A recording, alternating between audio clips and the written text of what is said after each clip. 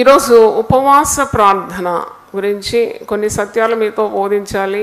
సందేశం ఉపవాసము వేదనతో కూడిన ప్రార్థన, గొప్ప భారము, దుఃఖము, కన్నీళ్లతో నువ్వు దేవునికి ప్రార్థన చేయడం గురించి ఈరోజు నేర్చుకోవాలి. ఇది 14వ సందేశం. ఇంతకుముందు ఉపవాస ప్రార్థన ప్రాముఖ్యత, ఉపవాస ప్రార్థన విశిష్టత, ఉపవాస ప్రార్థన యొక్క శక్తి, ఉపవాస ప్రార్థన దేవుని వెతుకుట, ఉపవాస ప్రార్థన జయ జీవితం, ఉపవాస ప్రార్థన క్రైస్తవ జీవితం ఒక రహస్యం అని, ఉపవాస ప్రార్థన ఆశీర్వాదాలని, ఎందుకు ఉపవసించాలని, దానియేలు ఉపవాసం గురించి, ఎస్తేరు ఉపవాసం గురించి, ఉపవాస ప్రార్థన దేవుని హత్తుకొనుట అని, ఉపవాస ప్రార్థనే మన బలమని, ఉపవాస ప్రార్థన ఆత్మీయ క్రమశిక్షణ అని. ఈరోజు ఉపవాస ప్రార్థన వేదనతో కూడిన ఉపవాస ప్రార్థన గురించి మనం ధ్యానించబోతున్నాం. Extreme pain and distress, praying with great deep pain.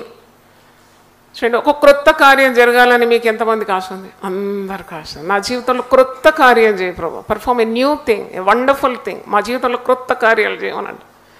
కానీ మీరు ఎప్పుడైనా గమనించినారా? ఒక క్రొత్త శిశువు లోకానికి రావాలంటే ఆ తల్లి ఎన్ని నొప్పులు తీస్తుంది కదా కనాలంటే. ఆ చిన్న బిడ్డ, ఆ నూతనమైన శిశువుకు జన్మ ఇవ్వాలంటే she has to undergo lot of labour, pain, anguish, బాధ, దుఃఖం, నొప్పి అనుభవించాలి. అలాగే మన జీవితాల్లో కార్యాలు చూడాలంటే, గొప్ప గొప్ప దైవ కార్యాలు చూడాలంటే తప్పకుండా నీవు కన్నీళ్లతో ప్రార్థించాలి. కొందరి జీవితాల్లో ప్రార్థన అంటే ఒక అలవాటు, రావడం, ప్రార్థన చేయడం, వెళ్ళిపోవడం, లేక సంఘ కార్యక్రమాలకు రావడం ఒక అలవాటుగా కాదు. ఇది చాలా భారంతో, దుఃఖంతో, ఆవేదనతో, కన్నీళ్లతో దేవునికి ప్రార్థన చేయడం. చూడండి, ఎవరైనా హఠాత్తుగా మన బంధువులు కానీ మన సొంత వారు మరణిస్తే మనం చాలా ఏడుస్తాం, దుఃఖిస్తాం, అంగలారుస్తాం. అంతకంటే గొప్పగా అంగలార్చాలి రక్షణ లేని మన బంధువుల కొరకు, మన కుటుంబంలో ఉండే వారి కొరకు అంతకంటే ఎక్కువగా ఏడవాలి కదా. ఎందుకంటే వారు నరకపాలు కాకుండా నరకం నుండి వారి ఆత్మను మనం ఏం చేయాలి? రక్షించాలి ప్రార్థన ద్వారా.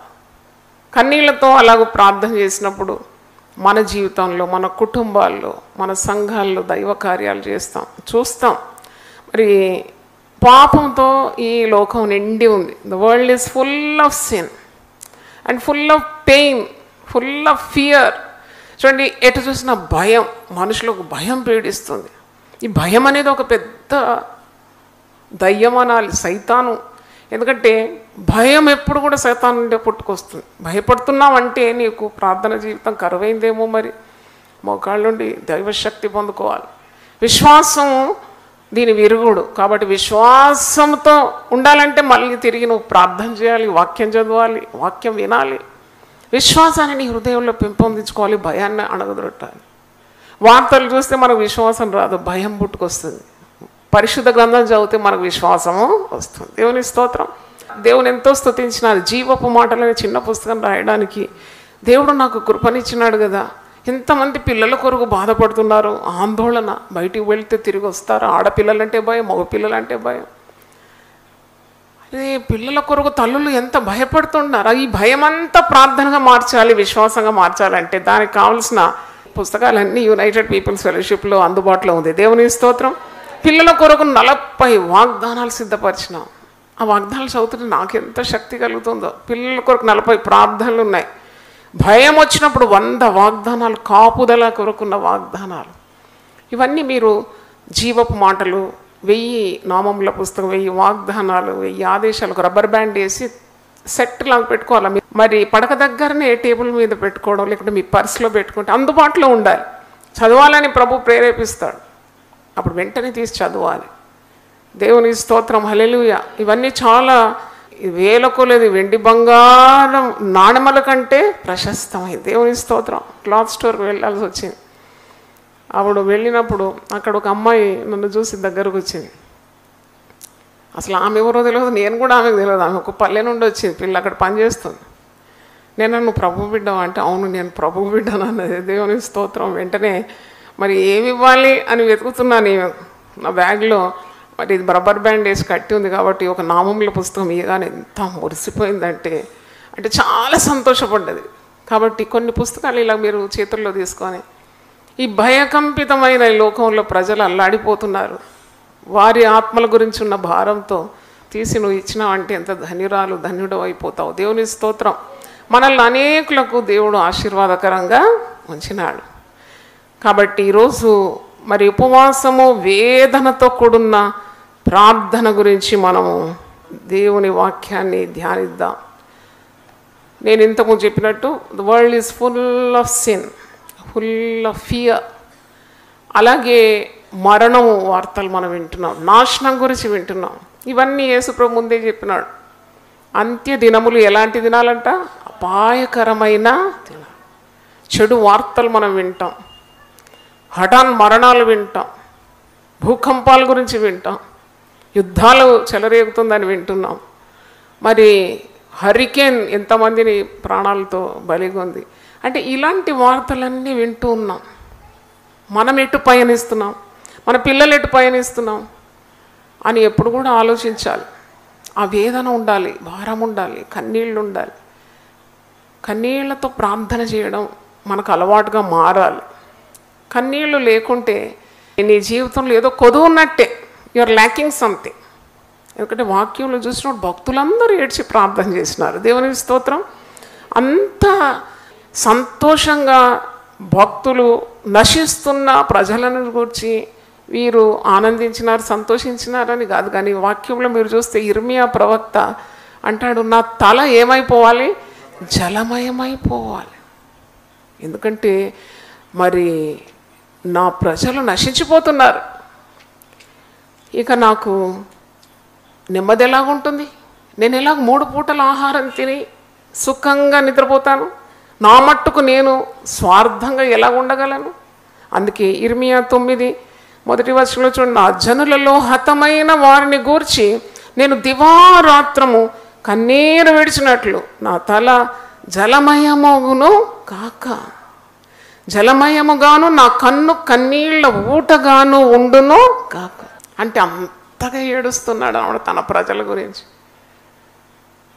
కన్నీళ్లతో ప్రార్థన చేయాలి. సేవకులైనా, కాపరులైనా, ఇక్కడ వివిధ విభాగాల్లో పనిచేసేవారైనా, మరి విశ్వాసులైనా, ఇక్కడికి వచ్చేవారంతా ఈ కన్నీటి ప్రార్థన కావాలని కోరుకోవాలి.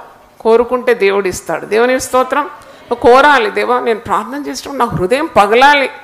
నేను ఉపవసించినప్పుడు మరి నేను హృదయం నిండుగా మరి నా యొక్క యాచనలు, విజ్ఞాపనలు, ప్రార్థనలు నీకు సమర్పిస్తున్నప్పుడు నా గుండె పగలాలి, నా కన్నీళ్లు రావాలి. నా కుటుంబంలో కొంతమంది నశించిపోతున్నారు కదా, నిత్య నరకానికి వెళ్ళిపోతారు కదా వారు. మరి ఎలాగ సంతోషంగా ఉండగలం?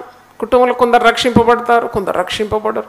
కొందరు దేవుడు కావాలి, మరి కొందరు దేవుడు వద్దు. కొందరు దేవుని ఆరాధిస్తున్నారు, మరి కొందరు దేవుని దూషిస్తున్నారు. ఇలాంటి పరిస్థితుల్లో మనం నెమ్మదిగా 3 పూటల ఆహారం తిని ఎలాగ ఉండగలం? మనం కన్నబిడ్డలు నరకానికి వెళ్తుంటే మనం నెమ్మదిగా ఉండగలుగుతామా? నువ్వు హాయిగా పరలోకంలో ఉంటావు, నీ బిడ్డలు నరకంలో అగ్ని ఆరదంట, పురుగు చావదంట. అది మన అబద్ధం అనుకున్నారా? అది నిజమే. నిత్య జీవం ఉన్నట్లు నిత్య అగ్ని కూడా ఉంది కదా. కాబట్టి మనం ఎలాగ ఉండగలము? ప్రార్థన చేయాలి. నేనైతే ఈరోజు దేవుణ్ణి అడిగినాను. యూపీఎఫ్ అంటే మరి అన్ని సంఘాలలాగా ఏదో డబ్బు వసూలు చేయడం కానీ, అల్లాటప్పగా కార్యక్రమాలు వెంబడి కార్యక్రమాలు పెట్టి ఏదో ప్రజలను ఆకర్షించినట్లు ఉండకూడదని నా పట్టుదల. దేవుని స్తోత్రం. అవును, ఇక్కడ భారభరిత హృదయాలు రావాలి, ప్రార్థన చేయాలి, స్తుతి వస్త్రం వారికి లభించాలి, వారు కన్నీళ్లతో చేసిన ప్రార్థనకు ఫలం అనుభవించాలి. మనం ఇక్కడ చేస్తున్న ప్రార్థనల ద్వారా ప్రపంచంలో ఉద్యమం రావాలి, భారతదేశము మార్చబడాలి. దేవుని స్తోత్రం. నేనైతే నమ్ముతున్నాను, తప్పకుండా మనం ఘనకార్యాలు సాధించబోతున్నాం. దేవుని స్తోత్రం. ఇది తప్పకుండా జరుగుతుంది. ప్రార్థన ఎక్కడుంటుందో అక్కడే ఉద్యమం ఉంటుంది, ప్రార్థన ఎక్కడుంటుందో అక్కడే మార్పు ఉంటుంది, ప్రార్థన ఎక్కడుంటుందో అక్కడే దైవాశీర్వాదాలు ఉంటుంది. తప్పకుండా దేవుని చిత్తాన్ని దేవుడు బయలుపరిచేది ప్రార్థన చేసేవారికి. హల్లెలూయా. కుటుంబాల్లో శాంతిని చెదరగొట్టేది మరెవరో కదా, సాతానుడు. దేవుని స్తోత్రం. దేవునికి లోబడి ఉండి అపవాదిని మీరు ఏం చేయాలి? ఎదిరించాలి. ఎదిరించాలంటే ఏం కావాలి? శక్తి కావాలి. కన్నీళ్లతో ఉన్న ఉపవాస ప్రార్థనలో అలాంటి శక్తి ఉంటుంది. దేవుని స్తోత్రం, హల్లెలూయా. పేపర్లో చదివితే మదురైలో ఒక ప్రిన్సిపాల్ అంట, మరి ఆయన గవర్నమెంట్ స్కూల్కు చాలా సంవత్సరాల నుండి ప్రిన్సిపాలే, కానీ ఆయన హయాంలో దాదాపు 91 మంది చిన్న బిడ్డలను లైంగిక దాడులతో బాధపరిచినాడంట. చూడండి, మరి ఇప్పుడు అరెస్ట్ అయ్యి 55 ఏండ్ల జైలు శిక్ష అనుభవిస్తున్నాడు. నాకు అనిపిస్తుంది తల్లిదండ్రులు పిల్లల్ని స్కూల్ పంపిస్తున్నారు, స్కూల్లో సురక్షితంగా మా బిడ్డలు ఉంటారని. చేను ఆ కంచెనే చేను వేసినట్టు ఆ ప్రిన్సిపాలే ఇలాంటి లైంగిక దాడుల్లో పాల్పడితే ఆ చిన్న బిడ్డలకు రక్ష ఎక్కడుంది? How can they have safety when the principal himself is doing sexual assaults on children? అంత భయంకరమైన రోజులండి ఇది. మళ్ళీ వార్త చదివిన 17 సంవత్సరాలు ఒక అబ్బాయికి తల్లిదండ్రులు మంచి బైక్ కొనిచ్చినారంట. 17 కాదు, మేజర్ అయిపోయినాడు, 19 ఏళ్ళు అయింది. వానికి మంచి కాస్ట్లీ బైక్ కొనిచ్చినారు. ఫ్రెండ్స్ అన్నారంట రారా అని బయటికి తీసుకుపోయి వాడిని కిడ్నాప్ చేసి చంపి 2 రోజులైనాక బాడీ దొరికిందండి. ఎందుకు చంపినారంటే వారికి మరి తల్లిదండ్రులను బెదిరించి లక్షల డబ్బు వసూలు చేయాలని ప్లాన్ వేసినారు. చూడండి, ఉన్నట్టుండి కొడుకింత ఎదిగినాడని 19 ఏళ్ళోడని, అబ్బా అచ్చం నాలాగానే ఉన్నాడండి అంటారు కొందరు. అవును, నా కొడుకు ఇంత మంచోడని. కొడుకుని చూసి ఊరిసిపోయే కాలం కానే కాదు. నీ కొడుకుని చూసి నువ్వేం చేయాలి? రోధించి ప్రార్థన చేయాలి. దేవుని స్తోత్రం. చూడండి, కీడు రాకుండా కాపాడేది వేదనతో కూడున్న ప్రార్థన. When you pray with tears, pray with anxiety, casting all your care upon God, God will protect your children. తప్పకుండా దేవుడు కాపాడుతాడు. ఒక యంగ్ గర్ల్, పేపర్లో మీరు చదివినారు, 17 సంవత్సరాల అమ్మాయి, చక్కని పిల్ల, ఫోటో టీవీలో కూడా చూశాను. ఒక అబ్బాయితో స్నేహమైంది. మళ్ళీ మధ్యలో పెద్దగా ఏదో ఒక కాన్ఫరెన్స్ హోటల్లో అవుతుంటే ఇంక మరిద్దరు అబ్బాయిలతో మరీ స్నేహమైందంట. అది మొదటి అబ్బాయి సహించకుండా మరి మేము వివాహం ఆడమంటే వాని కోపం వచ్చి ఒక నిర్జన ప్రదేశాన్ని తీసుకెళ్ళి గొంతు నిలిపి చంపేసినాడు. 17 సంవత్సరాల అమ్మాయి ఒక కుటుంబంలో మాయమైందంటే ఎలా ఉంటుందండి బాధ. ఎందుకో మరి ఇర్మియా ప్రవక్త చెప్పిన మాటలన్నీ నెరవేరుతున్నాయండి. నాకైతే ప్రతిరోజు పరిశుద్ధ గ్రంథం పట్ల నా యొక్క మరి గౌరవం, భక్తి, ప్రేమ, ఆశ్చర్యం దినదినం ఎక్కువైపోతుంది. అంటే పరిశుద్ధ గ్రంథంలో ఉన్న ప్రతి మాట నెరవేర్పులో వస్తుంది. ఆనాడు ఇర్మియా ప్రవక్త ఇర్మియా 9:17 అంటాడు చూడండి, సైన్యములకు అధిపతి యెహోవా ఇలాగ సెలవిచ్చున్నాడు, ఆలోచింపుడి, రోదనము చేయు స్త్రీలను కనుగొనుడి, వారిని పిలువనంపుడు. నేను ఇది చదివినప్పుడు అప్పుడు ఏం స్త్రీలు అంటున్నాడేంటి, పురుషులు ఏడవద్దా? నేను చేసిన రీసెర్చ్లో మాత్రం స్త్రీలు కన్నీళ్లు గారిస్తే భూమి కదులుతుందండి. దేవుని స్తోత్రం. సృజనాత్మకమైన శక్తి. She is a mother, she has contributed to the world, universe. కాబట్టి ఆమె ప్రార్థన తప్పకుండా దేవుడు అంగీకరిస్తాడు. అంటే పురుషుల ప్రార్థన అంగీకరించడానికి కాదు, ఇంత ఏడవాలనే ఒక ఏడుపు కూడా స్త్రీలకు తొందరగా వచ్చేస్తుంది. దేవుని స్తోత్రం. యేసయ్య ఏమన్నాడు, యెరూషలేము కుమార్తెలారా మీరు నా నిమిత్తము ఏడవండి. అంటే ఏడుస్తున్నారు కదా వాళ్ళు. అక్కడ పురుషులు ఏడ్చినట్టు కనబడడం లేదు, పురుషులు సిలువేస్తున్నారు, వారుతో కొడుతున్నారు, కొరడా దెబ్బలు కొడుతున్నారు, గుద్దుతున్నారు, పిడిగుద్దులు గుద్దుతున్నారు. అప్పుడు స్త్రీలు ఏడుస్తున్నారు. అంటే జాలిగల గుండె. ఒక్క స్త్రీ ప్రభువును చెడ్డమాట ఆడినట్టు, తూలనాడినట్టు, కొట్టినట్టు చరిత్రలో లేదండి. అబ్బా, ఏం ఆశ్చర్యం అయితే లేదా మీకు? చప్పట్లు కొట్టి దేవుని స్తుతించండి. హల్లెలూయా. అంటే ఎంత అద్భుతం అండి. ముఖం మీద ఉమ్మింది పురుషులే, కొట్టింది పురుషులే, తన్నింది పురుషులే, సిలివేసింది పురుషులే. కానీ యేసయ్య అప్పుడు కూడా అన్ని పటుబాధలు పడుతూ కూడా స్త్రీల వైపు తిరిగి, యెరూషలేము కుమార్తెలారా మీరు నా నిమిత్తము ఏడవకండి, మీ నిమిత్తం, మీ బిడ్డల నిమిత్తం మీరేం చేయండి, ఏడవండి, ఏడవండి అంటే అప్పుడు అన్నాడు కదా. ఆ ఏడుపు అంతకు ముందే ఇర్మియా ప్రవక్త అనడం ఏంటి? యేసు ప్రభుకు ముందే మరి ఇర్మియా ప్రవక్త అంటున్నాడు. ఇర్మియా 9:17 సైన్యములకు అధిపతి యెహోవా ఇలా సెలవిస్తున్నాడు. ఇర్మియా మాటలు కాదు ఇది. ఎవరి మాటలు? ఇది దేవుని మాటలు.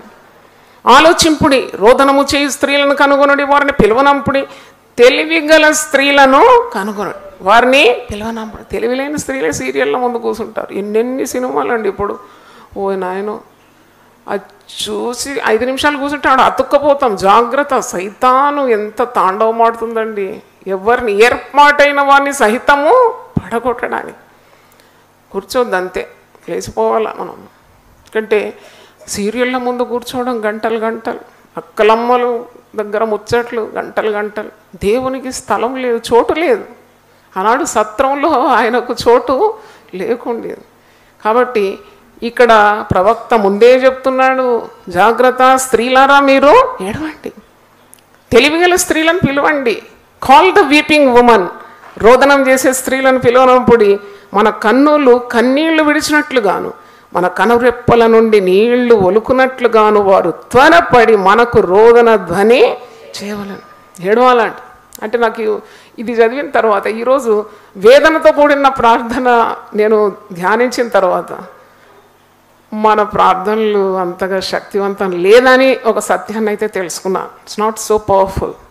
అవును, వస్తున్నారు, సమయానికి వస్తున్నారు, పాటలు పాడుతున్నారు, వాక్యం మంచి వాక్యము సేవకులు ఇస్తే వింటున్నారు, వాక్యం చాలా బాగుందంటున్నారు, సంతోషంతో వెళ్ళిపోతున్నారు. కానీ we are lacking a very important thing, that is praying with anguish. స్తోత్రం. రోదనంతో కూడిన ప్రార్థన మన సంఘంలో చాలా తక్కువగా ఉంది. మూలిగాలి, పావురాలు మూలిగినట్టు. నేను ఇక్కడ ఇప్పుడు నిలబడుతున్నానంటే నా కొరకు ప్రార్థన చేసింది నా తల్లి, నా తండ్రి ప్రార్థన చేసినాడు. ఉదయం 3 గంటలకు లేచి వారు ప్రార్థన చేసినారు. లేకుంటే నేను ఎప్పుడు మీ ముందు ఇలాంటి విధానంలో నిలబడలేను. ఎందుకంటే I used to hear my parents, especially my mother used to groan in prayer. మూలు కూడా అనమాట నేను విన్నాను. కన్నీళ్ళు అనమాట. నా బిడ్డ రక్షింపబడాలి, ప్రభువుని అంగీకరించాలి, ఈ లోక రీతిలో కొట్టుకొని పోకూడదు. ఆమె ఎప్పుడు అనుకోలేదు నేను ఒక పెద్ద సేవకురాలై ఉంటానని. దేవుని స్తోత్రం. చూడండి, ఎప్పుడైనా మనం ఇంత అడుగుతామండి, మన పిడికెడు మెదడుతో కొద్దిగా అడుగుతాం. ఇంత ఉంటే చాలయ్యా, కొద్దిగా ఉంటే చాలు. కానీ ఊహకు మించిన రీతిగా దేవుడు ఉపవాస ప్రార్థన వేదనతో కూడా నువ్వు చేసినప్పుడు ఆ ఫలం అనుభవిస్తావు. దేవుని స్తోత్రం. అవును, you have to pray for your families. అవును, మన కుటుంబాల కొరకు ప్రార్థన చేసే బాధ్యత మనకు. ఒక్కరు కూడా నశించొద్దు, ఆ సవాలు ఉండాలి మనకు. దేవుని స్తోత్రం. మా కుటుంబంలో ఎవరు నశించొద్దనే పట్టుదల ఉండాలి. నేను పరలోకంలో బాగుండాలి, నా పిల్లలందరూ నశించాలి, నా నరకంలో కానే కాదు.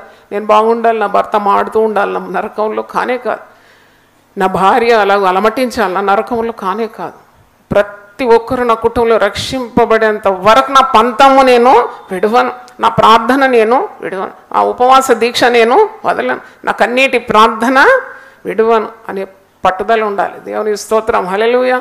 మరి ఇక్కడ ఇర్మియా భక్తుడు అంటున్నాడు 19వ వచనం, మనం వలసపోతిమే, సిగ్గునొందితిమే, వారు మన నివాసములను పడగొట్టగా మనము దేశం విడవలసి వచ్చిన సీయోనులో రోదన ధ్వని వినబడుతుంది. అవును, వీరు శత్రువుల చేత చెరబట్టబడినప్పుడు పెద్ద రోదన, పెద్ద అంగలార్పు. ఇర్మియా ప్రవక్త అంటున్నాడు 20వ వచనం, స్త్రీలారా యెహోవా మాట వినుడి, మీరు చెవియొగ్గి ఆయన నోటి మాట ఆలకించుడి, మీ కుమార్తెలకు రోదనము చేయ నేర్పుడు. ఒకరికొకరు అంగలార్పు విద్య నేర్పు. పిల్లలకు నేర్పండి. తల్లి ఎట్టిదో బిడ్డ అట్టిదని ఒక ప్రసంగం చేశాను. దానికి మంచి ఒక పిక్చర్ కూడా పెట్టినాడు. తల్లి బిందె మోసుకొని నడుస్తుంది, చిన్న బిందె పెట్టుకొని చక్కగా, అంటే తల్లిలాగా ఆ తల్లి ఏం చేస్తుందో అదే అడుగుల్లో నడుస్తుంది.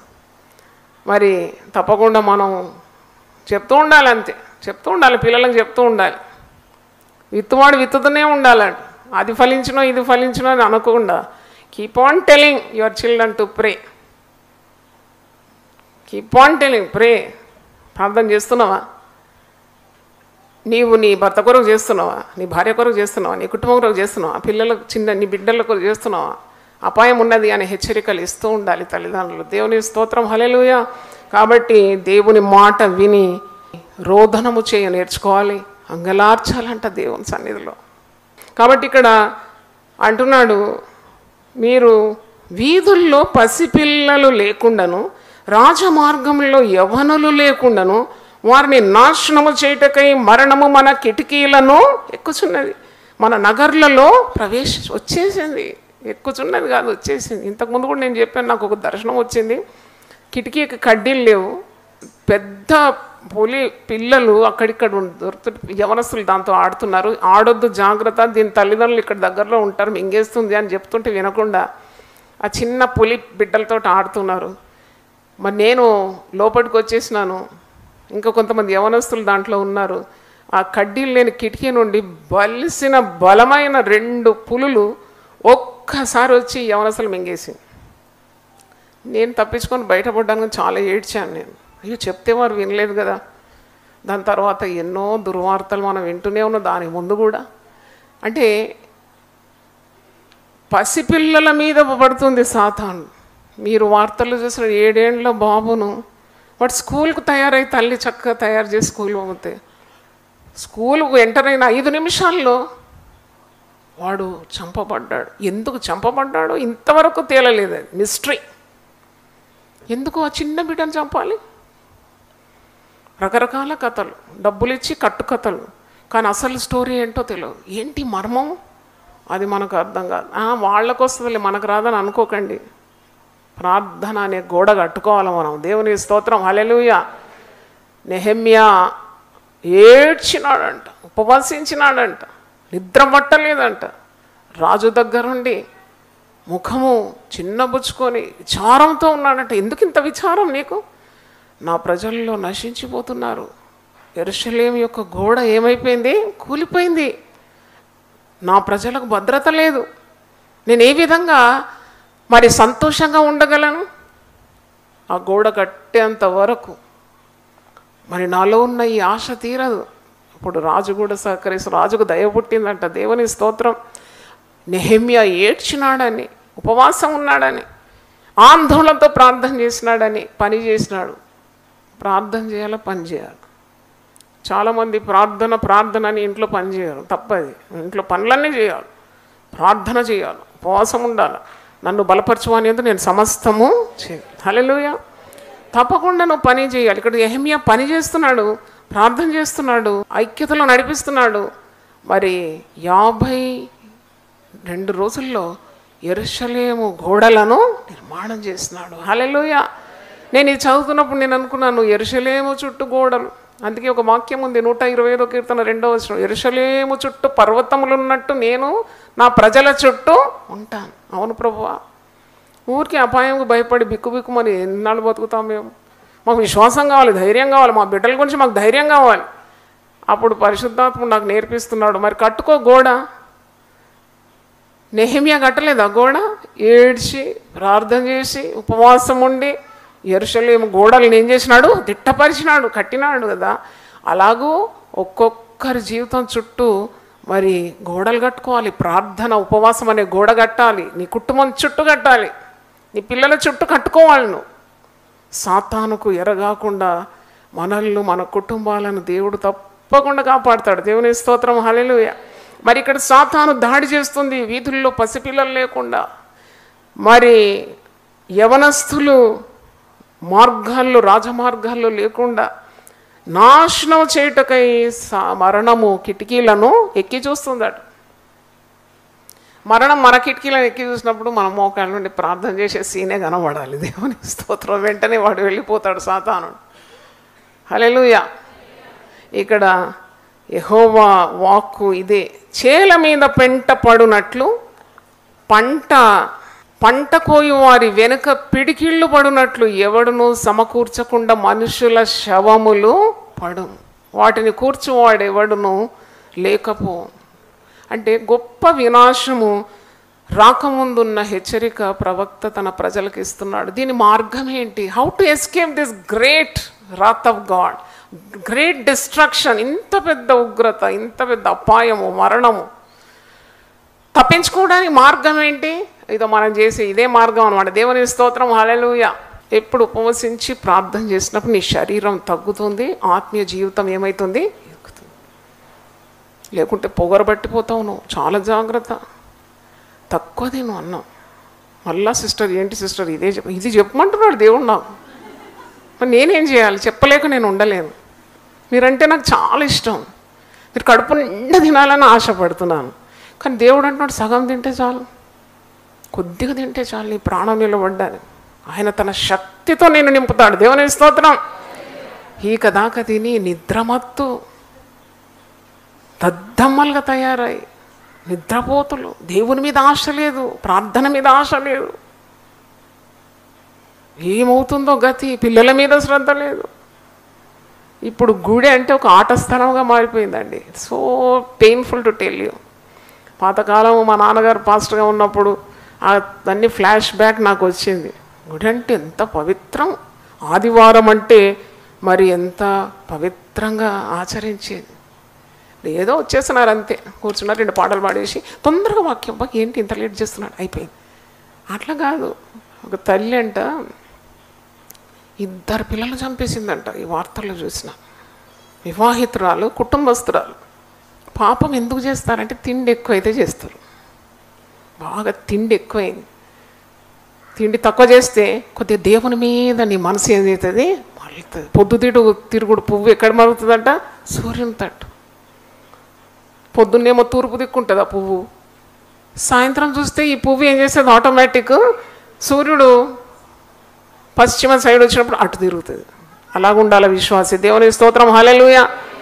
2 పిల్లలను చీరతోటి ముడిగట్టి, ఇంత దారుణం అండి. ఇది సైతాను కార్యం కాకుంటే దీన్ని ఏమంటారు మీరు చెప్పండి? She killed her 2 children because she was having a paramour. అంటే ఒక ప్రియుడు ఉన్నాడు, భర్త కాకుండా పరపురుషునితో స్నేహం చేసి వాడు అన్నాడంట ఈ పిల్లలు అడ్డుగా ఉన్నారు, వీళ్ళు ఏం చేయి తొలగించు. చూడండి, శరీర కార్యాలను మనం ఏం చేయాలి? ఆత్మ ద్వారా చంపేయాలి. దేవుని స్తోత్రం. హల్లెలూయా. శరీర కార్యాలు నిన్ను లొంగ తీసుకుంటుంది అన్నప్పుడు వెంటనే ఉపవాసంలోకి దిగాలి, ప్రార్థన చేయాలి. దేవుని స్తోత్రం. హల్లెలూయా. దేవుడు ఎప్పుడు కూడా తన బిడ్డలకు గొప్ప విజయాన్ని ఇస్తాడు. హల్లెలూయా. ఈ నెహెమ్యా ఎందుకు ఇంత ఏడుస్తున్నాడు? ఒకసారి నెహెమ్యా గ్రంథం తీయండి. ఎందుకు ఇంత ఏడుస్తున్నాడు? రాజభవనంలో ఉంది ఆయన ఉద్యోగం, పానదాయకుడుగా ఉన్నాడు. Why he has to cry? ఎందుకు ఏడవాలి? నెహెమ్యా గ్రంథం 1వ అధ్యాయం చూడండి.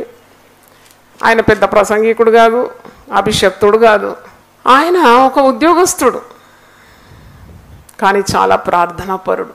తన ప్రజల గురించి చాలా భారము కలిగినవాడు. దేవుని స్తోత్రం. ప్రార్థన అంటే మనం ఒకటి కాపర్లు చేయాలి, సేవకులు చేయాలి, ఎవరికైతే దర్శనం ఉందో వారు చేయాలి ఉపవాస ప్రార్థన, కానే కాదు. ప్రజల గురించి శ్రద్ధ విశ్వాసులకు ఉండాలని నెహెమ్యా మనకు బోధిస్తున్నాడు. Nehemiah is not a preacher, not an anointed person, not a prophet, just an ordinary person. He has a career. ఆయనకు ఒక ఉద్యోగం ఉన్నది, రాజు దగ్గర పానదాయకుడు. కానీ నెహెమ్యా 1:3 చూడండి.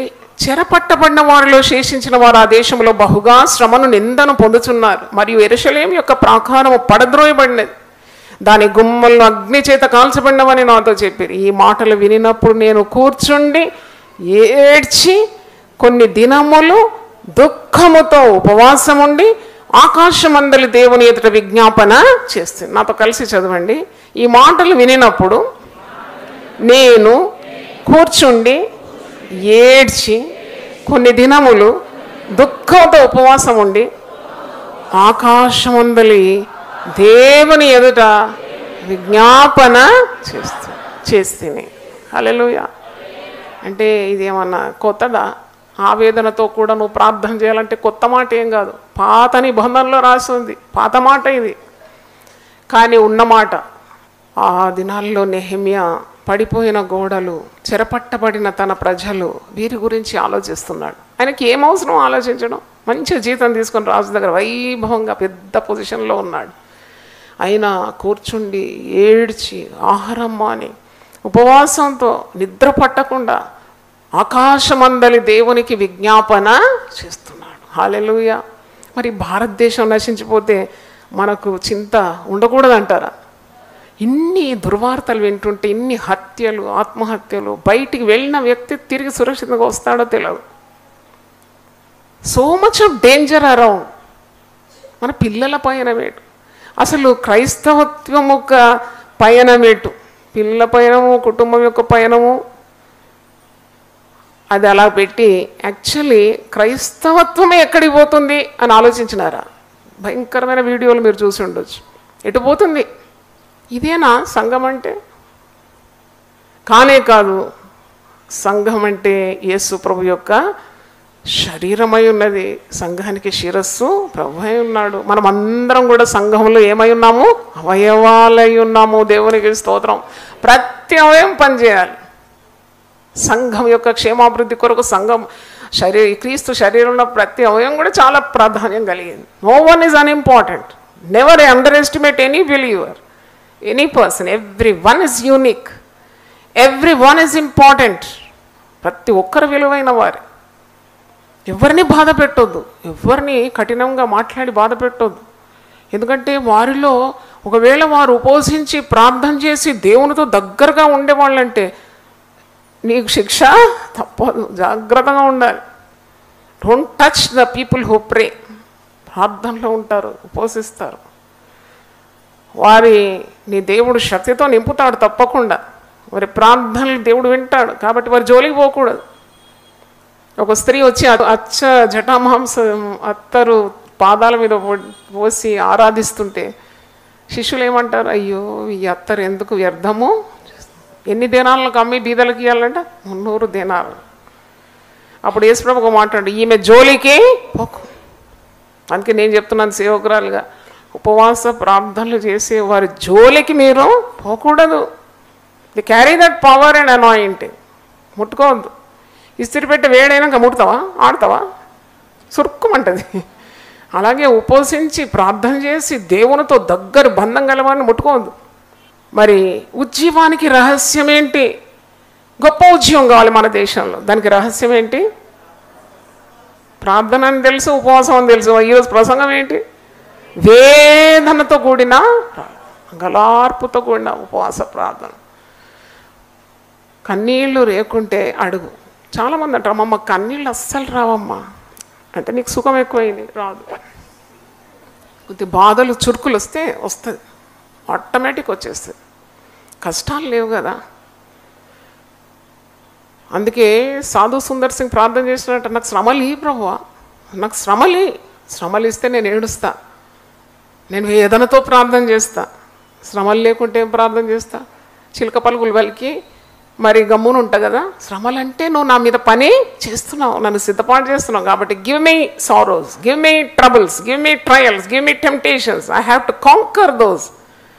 అవును, అలాంటి భక్తుల కోవకు చెందాలి యూపీఎఫ్ వాళ్ళు. దేవుని స్తోత్రం, హల్లెలూయా.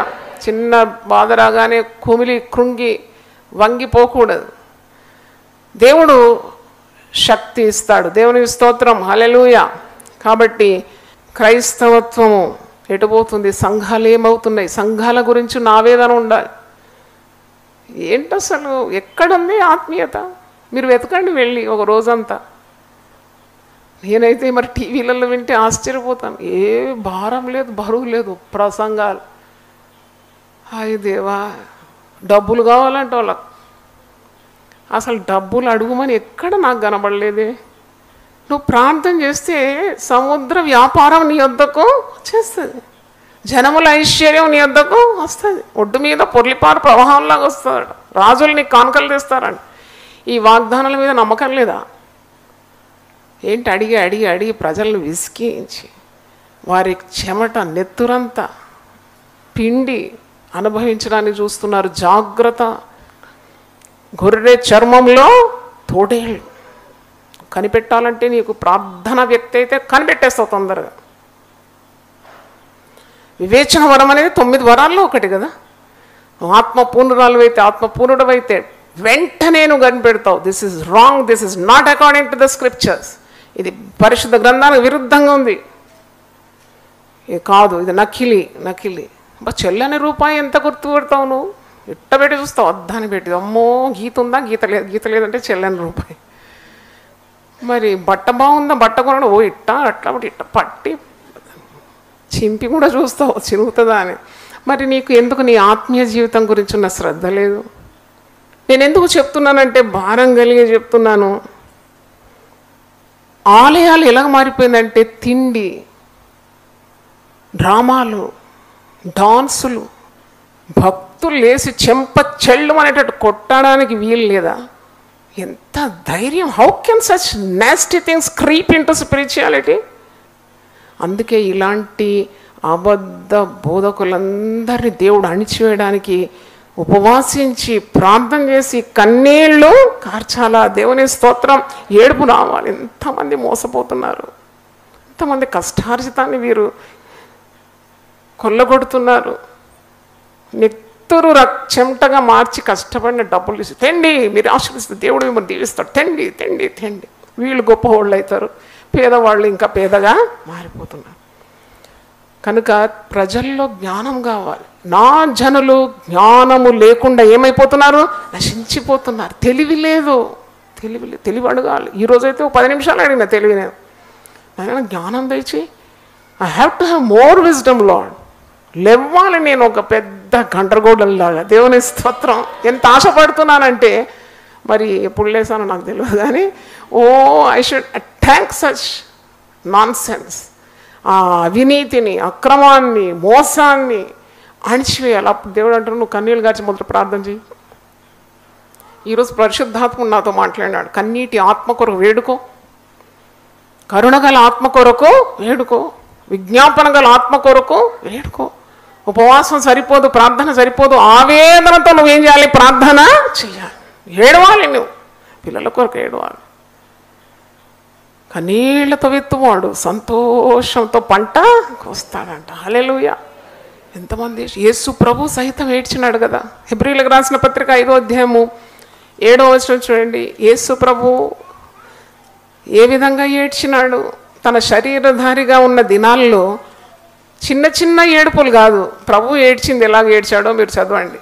హెబ్రీ 5:7 శరీరధారిగా ఉన్న దినములలో మహారోదనముతోనూ కన్నీళ్లతోనూ తను మరణము నుండి రక్షింపగలవానికి ప్రార్థనలు యాచనలు సమర్పించి భయభక్తులు కలిగి ఉన్నందున ఆయన అంగీకరింపబడాను. హల్లెలూయా.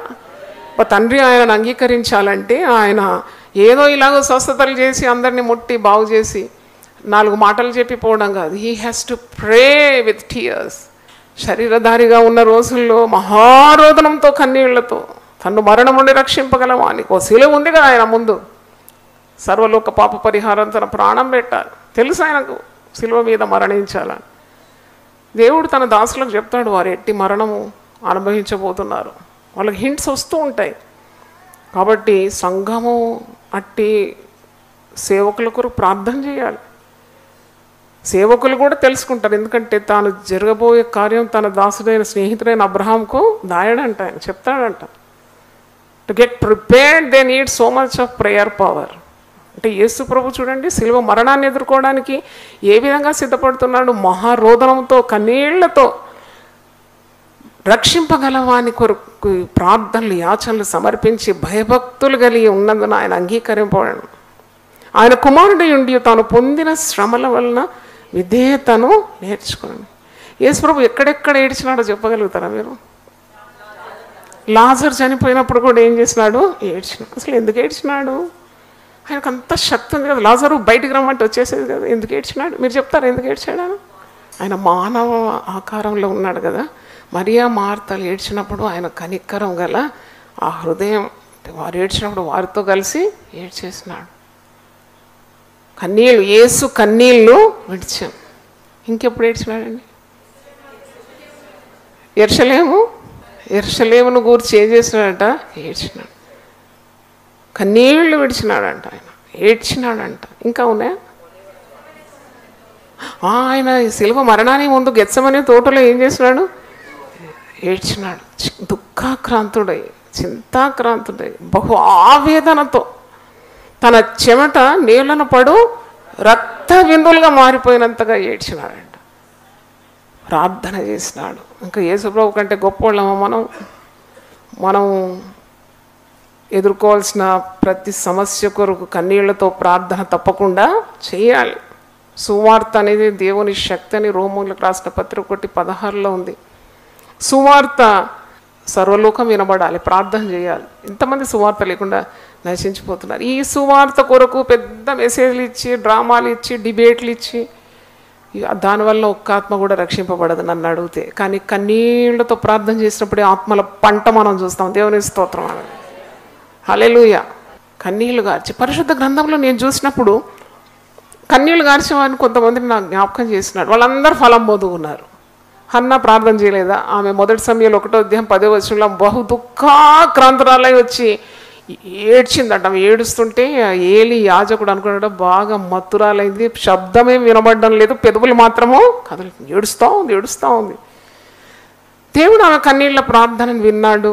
ఇశ్రాయేల్లోకి వెళ్ళా గొప్ప ప్రవక్త అయిన సమూయేలుకు తల్లిగా మారిపోయింది. మరి 5గురు సంతానాన్ని కూడా పొందుకుందంట. హల్లెలూయా. మరి ఇంకా ఏడ్చిన వరకు పాపాత్మురాలు వచ్చి ప్రభు పాదాల మీద పడి కన్నీళ్లతో యేసు పాదాలను ఏం చేసింది? ఈమె తడిపేసింది.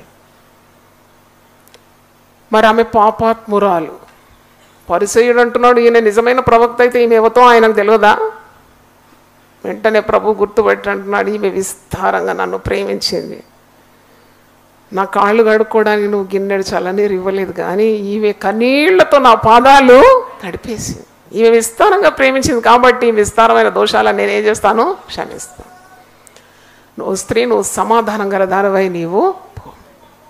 హిజ్కియా ప్రార్థన చేసినాడు. మరణకరమైన రోగం అంట. రోగం వస్తే కూడా ఏడ్చి ప్రార్థన చేయండి, దేవుడు ఆ రోగాన్ని నిర్మూలన చేస్తాడు. దేవుని స్తోత్రం. కడుపులో గడ్డ ఆపరేషన్ అని డాక్టర్ అంటాడు, పరమ వైద్యుడు అంటాడు కత్తి పడకుండా నేను నిన్ను కాపాడుతాను. Operation cancer. దేవుని స్తోత్రం.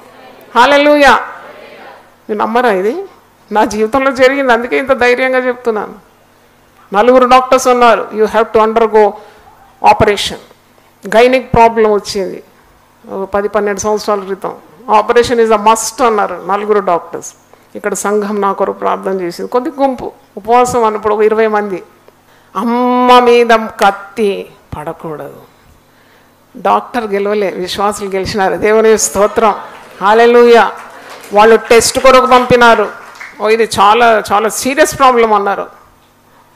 టెస్ట్ కొరకు పంపాలి, ఎందుకంటే they have to rule out cancer. Test నార్మల్గా వచ్చింది. దేవుని స్తోత్రం. మరి ఇప్పుడు మరి ఇంత ఆరోగ్యంగా ఉన్నాను. దాదాపు 15-20 సంవత్సరాల క్రితం అనుకుంటా. అంటే నేను ఎందుకు చెప్తున్నానంటే హిజ్కియా రాజు కూడా మరణకరమైన రోగం వచ్చినప్పుడు గోడ తట్టు తన ముఖం తిప్పుకొని బహుగా ఏడ్చి దేవునితో మాట్లాడినాడు. దేవుడు ఆయన కన్నీళ్లు విడిచుట చూచినాడు. ఆ రోగాన్ని నయం చేసినాడు. రోగం పోవడం కాదు, 15 సంవత్సరాలు ఆయుస్సు ఇచ్చినాడు. హల్లెలూయా.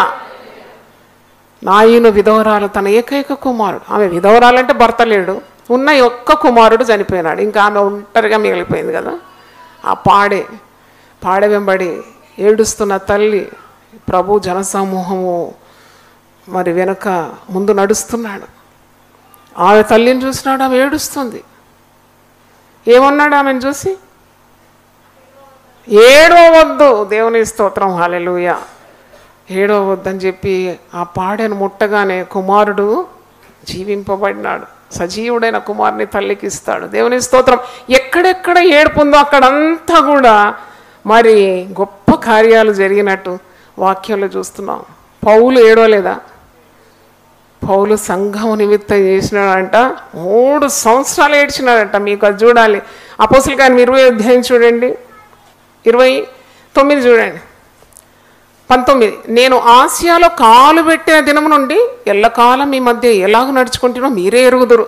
యూదుల కుట్రల వలన నాకు శోధనలు సంభవించినాను. కన్నీళ్లు విడిచుచు పూర్ణమైన వినయ భావంతో నేను ఎలాగున ప్రభువును సేవించడనో మీకే తెలియదు. భక్తులు కన్నీళ్లు గారవాలి, ప్రార్థన చేయాలి, కన్నీటి ప్రార్థన చేయాలి. దావీదు కూడా ఏం చేసినాడు? కన్నీళ్లు విడిచినాడు. నా పరుపు తేలిపోయింది అంటాడు 6వ కీర్తనలో. కన్నీళ్లు విడుస్తూ రాత్రంతా నేను కన్నీటి ప్రార్థన చేస్తే నా పరుపు ఏమైందట? అంటే అలంకరణ భాష అటు అంతగా ఏడ్చినాడని. హాగరు ఏడ్చింది, చిన్న బిడ్డ. వాడు బాలుడు ఏడుస్తున్నాడు, నీళ్ల కొరకు దప్పిక. అబ్రహాం ఇచ్చిన తిత్తి నీళ్ళు అయిపోయింది. అరణ్యంలో నీళ్ళు ఎక్కడ ఉంటాయి? నేను ఈ చిన్నవాని చావు చూడలేను. ఆకాశం తట్టు ఎలుగెత్తి హాగరు ఏడ్చింది. ఆమె కన్నులను దేవుడు తెరవగానే ఆమె ఏం చూస్తుంది? నీటి ఊట. హల్లెలూయా. గొప్ప వాగ్దానము, నీ కుమారుని నేను గొప్ప జనముగా చేస్తాను. అలాగే భక్తులు ఉపవసించి ప్రార్థన చేసినట్టు మనం చూస్తున్నాం. మరి ఎజ్రా కూడా బహుగా ఏడ్చినాడని ఎజ్రా గ్రంథం 10వ అధ్యాయం 1వ వచనం చూసినప్పుడు హి వెప్ట్. దానియేలు కూడా ఏడ్చి ప్రార్థన చేసినాడు, నెహెమ్యా ఏడ్చి ప్రార్థన చేసినాడు, యోబు కూడా ఏడ్చినాడండి, మోషే ఏడ్చినాడు. మోషే సర్వ సమాజంతో కూడా ఏడ్చి ప్రార్థన చేసినాడు. అది సంఖ్య 25 వచనంలో ఉంది. యోబు 30:25 చూడండి ఒకసారి. బాధలో ఉన్న వారి నిమిత్తం నేను ఏడవలేదా, దరిద్రుల నిమిత్తం నేను దుఃఖింపలేదా. బాధలో ఉండేవారి గురించి ఏడవాలి, దరిద్రులను చూసినప్పుడు దయ పుట్టాలి, కన్నీళ్లు రావాలి, రక్షణ లేని వారి గురించి చూసినప్పుడు ఏడవాలి, మోటు ప్రవర్తన కలిగిన పిల్లలు ఉంటే వారి కొరకు ఏడవాలి. నువ్వు ఎప్పుడు కూడా నిష్ఫలము కాదు, నిష్ఫలం కానే కాదు. Keep on praying. అప్పుడు ఎన్ని సంవత్సరాలు చేయాలో ప్రభు? విసుకకుండా నిత్యం ప్రార్థన చేయమన్నాడు ప్రభు. దేవుని స్తోత్రం. ప్రార్థన చేయాలి, కన్నీళ్లు గార్చాలి, ఉదయం లేవాలి. ప్రార్థన ఈరోజు మనం ఏం ప్రార్థన చేయాలి? దేవా, నా బద్ధకత్వం నుండి నన్ను విడిపించు, సోమర్తనం నుండి నాకు విడుదల కావాలి, నిద్రమత్తు గల ఆత్మ నుండి విడుదల కావాలి, తిండిపోతనం నుండి నాకు విడుదల కావాలి, నేను కన్నీళ్లు గార్చాలి. ఎన్నెన్ని అపాయాలు నా చుట్టూ ఉంది, నా బిడ్డల చుట్టూ, నా కుటుంబం చుట్టూ ఉంది, పొంచి ఉంది నన్ను మింగడానికి, నా బిడ్డలు మింగడానికి. మరణం అయితే కిటికీలను ఎక్కుతుంది. నేను ఎలాగ నిద్రపోతాను, నేను ఎలాగ తిని తృప్తిగా ఉంటాను? నేను కన్నీళ్లు గార్చి ప్రార్థించాలి కదా. ఈరోజు ఉపవాసం సరిపోదు, ప్రార్థన సరిపోదు, వేదనతో ఆవేదనతో కన్నీటి ప్రార్థన గురించి నేను విన్నాను కదా. భక్తులందరూ ఏడ్చినారు కదా, నీవు కూడా స్వయంగా ఏడ్చావు కదా. శరీరధారిగా ఉన్నప్పుడు మహారోధన చేసినావు కదా, అంగలార్చినావు కదా. ప్రవక్త 1000 సంవత్సరాల ముందు చెప్తున్నాడు, స్త్రీలారా మీరు దేవుని మాట వినండి. విలాపవాక్యం 2:19 ఉంది. మన బిడ్డల గురించి మనం ఎప్పుడు కూడా ఏడ్చి ప్రార్థన ఏడవాలంట. ఏ నిమిషం ఏమవుతుందో తెలియదు. కాబట్టి బిడ్డల గురించి ఇవ్వాలి, ప్రార్థన చేయాలి. 2:18-19 నేను చదువుతున్నాను. సియోను కుమారి ప్రాకారమా, నదీ ప్రవాహం వలె దివారాత్రము కన్నీరు పారనిమ్ము, విరామము కలగనీయకము, నీ కంటి పాపను విశ్రమింప నీయకము, నువ్వు లేచి రేయి మొదటి జామున మొర్రపెట్టుము, నీళ్లు కుమ్మరించినట్లు ప్రభు సన్నిధిని నీ హృదయమును కుమ్మరించు, నీ పసిపిల్లల ప్రాణం కొరకు నీ చేతులను ఆయన తట్టు ఎత్తుము. దేవుని స్తోత్రం, హల్లెలూయా. నేను వాక్యం ముగిస్తున్నాను. మరి మీ అందరి కొరకు, నా కొరకు కూడా ప్రార్థన చేసుకున్నారు. దేవా, మాకు ఇలాంటి కన్నీటి ప్రార్థన తెచ్చిన మా సంఘంలో ఏదో కూడుకుంటున్నాము, ఏదో ప్రార్థనలు చేస్తున్నామని కాకుండా ఒక భారం కలిగి, ఆవేదన కలిగి, నశించే ఆత్మల గురించి, నశించే కుటుంబాల గురించి, నశించే యవనస్తుల గురించి, నశించే జనాల గురించి, దేవుని ఉగ్రత నుండి మేము తప్పింపబడాలంటే ఆ కన్నీళ్ళ విద్యను మాకు నేర్పండి. కన్నీళ్లు గార్చి ప్రార్థించడానికి సహాయము దయచేయండి. అలాంటి రోదన ప్రార్థన, ఆవేదనతో కూడిన ప్రార్థన, ఆ ప్రార్థన దేవుడు మన సంఘానికి దయచేయను గాక. హల్లెలూయా. ప్రార్థన చేస్తాను. దేవుని సన్నిధిలో మనం తగ్గించుకోవడమే ముఖ్యం. It is very important that we humble ourselves in the sight of God. అవును ప్రభువా, ఏ పాటి వారంనైనా మా కొరకు ఎన్ని ప్రశస్తమైన వాక్యాలు, వాగ్దానాలు మీరు పొందుపరిచినారు. మేము నడవవలసిన విధానాన్ని మాకు అనుక్షణం నేర్పిస్తున్నారు. కుడి తట్టైన ఎడమ తట్టైన మేము తొలగిపోకుండా మా వెనుక నుండి మా చెవులకు ఉపదేశాన్ని సిద్ధపరిచినావు. మాతో మాట్లాడుతున్నావు నాయనా, ఇదే త్రోవ, దీనిలో నడుచుకో, ఇదే చక్కని దారి, వంకర త్రోవ పోకుమంటున్నావు. మంచి కాపరి, నీ నామును బట్టి మమ్మల్ని నీతి మార్గాల్లో నడిపించే కాపరి అన్నావు. కన్నీటి విద్యను మాకు నేర్పండి నాయన. బుద్ధి లేక మేము నవ్వులాటగా బ్రతకకుండా నాయన, give us that seriousness regarding our families, our children. మా పిల్లలు పతనం కావద్దు నాయన, సాతానుకు ఎర కాకూడదు నాయన. మరణం కిటికీ నుండి వచ్చి మింగడానికి ప్రయత్నిస్తుంది ప్రభువా. వాని పారద్రోలే శక్తి కన్నీటి ప్రార్థన అని ఈరోజు మాట్లాడినావు నాయన. ఆ కన్నీళ్ళు దయచేయమని ప్రార్థిస్తున్నాను తండ్రి. మా కన్నీళ్ళన్నీ నువ్వు భద్రంగా నీ బుడిలో దాచి ఉంచుతానన్నావు. అవి నీ కవిలలో కనబడుతుందన్నావు తండ్రి. ఒక్క బొట్టు కూడా నిష్ఫలం కాదు నాయన. భద్రంగా నేను నీ కన్నీళ్లను కాపాడుతాను. నువ్వు కన్నీళ్లు విడిచిన నేను చూశానంటున్నావు. నీ ప్రార్థన నేను విన్నానంటున్నావు. నేను నిన్ను బాగు చేస్తానని వాగ్దానం ఇచ్చిన దేవ, మా కుటుంబాలను బాగు చేయండి. మాట వినని పిల్లల కొరకు మేము ప్రార్థిస్తున్నాం. వారి మొండితనం తొలగించునైనా. లోకరీతిగా ఉన్న జ్ఞానం కాదు, దేవుని గురించిన జ్ఞానం మా బిడ్డలకు దయచేయనైనా. ఆ బిడ్డలు సాతానుకు బానిసలు కాకూడదు ప్రభువా. మాకు ఇచ్చిన వాటిలో ఒక్కరు కూడా నశించొద్దు నాయన. Not one should be lost. We can't bear it Lord. మేము అది సహించలేము నాయన. మా బిడ్డలు నరకపాలు కావడం, మాకు ఇచ్చిన భార్య లేక భర్త వారు నరకపాలు కావడము, అది మాకు వల్ల కాదు నాయన. మేము అందుకే గోజాడాలి, ఏడవాలి, వారి ఆత్మలను అగ్ని నుండి లాగినట్టు లాగాలి. అవును తండ్రి, మాకు అట్టి విద్య మాకు నేర్పండి నాయన. మాకు ప్రార్థన జీవితం మాకు దయచేయండి. ఉపవాస ప్రార్థన వేదనతో చేయడానికి సహాయం దయచేయండి. కన్నీళ్లతో నీ పాదాలు తడపడానికి సహాయం దయచేయండి. హల్లెలూయా. మాకటి భారభరితమైన హృదయం దయచేయండి. కన్నీటి ఆత్మను మా మీద కుమ్మరించండి ప్రభువా. అపాయకరమైన దినాల్లో ఉన్నాం, అంత్య దినాల్లో ఉన్నాం. మాకు ప్రార్థన నేర్పండి నాయన. నీకు స్తోత్రం. ఉపవాసము నేర్పండి నాయన. వేదనతో కూడిన ప్రార్థనలు దయచేయండి మా సంఘంలో. టీవీ ద్వారా విన్న వారికి కూడా ఈ సందేశం ద్వారా ఆత్మీయ మేలు దయచేయమని యేసు నామములో అడుగుతున్నాను తండ్రి. ఆమేన్. హల్లెలూయా, హల్లెలూయా, హల్లెలూయా. దేవుడు మనల్ని సమృద్ధిగా దీవించును గాక. ఆమేన్.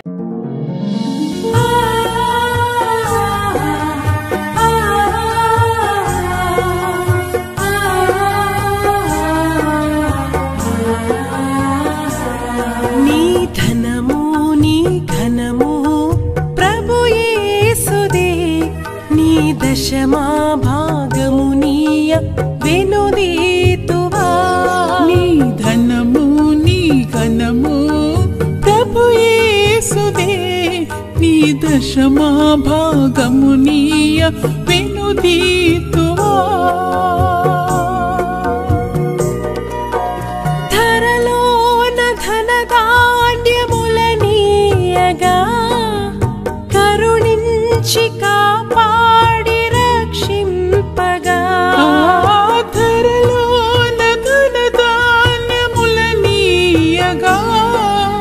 కరుణించి కాపాడి రక్షింపగా. పరలోకనాదుండు నీకీయగా మరి యేసు కొరకీయ వెనుదీతువా. పరలోకనాదుండు నీకీయగా మరి యేసు కొరకీయ వెనుదీతువా. నీ ధనము నీ ఘనము ప్రభు యేసుదే. నీ దశమా భాగము నీయ వెనుదీతువా. పాడి పంటలు ప్రభువు నీకీయగా కూడు గుట్టలు నీకు దయచేయగా. పాడి పంటలు ప్రభువు నీకీయగా కూడు గుట్టలు నీకు దయచేయగా. వీడంగ ప్రభు యేసు నామంబును గడువేల ప్రభుకీయను క్రైస్తవా.